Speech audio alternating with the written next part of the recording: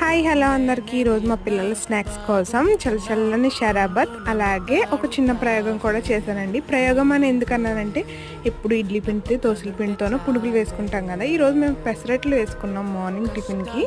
ఆ పిండి కొద్దిగా ఉంటే దాన్ని పునుకుల్లా వేద్దామని ట్రై చేశాను. ప్రయోగం అయితే ఫెయిల్ అవ్వలేదు, చాలా బాగా కరకరలాడుతూ వచ్చినాయి. మీరు కూడా చూసేస్తారని చెప్తున్నాను.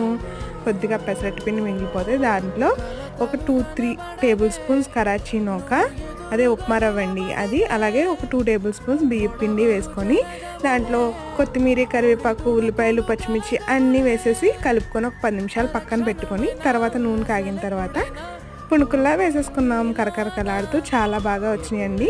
అలాగే మా పిల్లల కోసం నేను షరబత్ అయితే చేశాను. అదేనండి సబ్జా వాటర్. సబ్జా గింజలు ముందుగా ఒక 5 మినిట్స్ ముందు నీటిలో నానబెట్టుకొని దాంట్లో ఉప్పు నిమ్మకాయ కలుపుకొని ఇచ్చేయడమే, అంతే. మీకు కూడా నచ్చితే లైక్ చేయండి.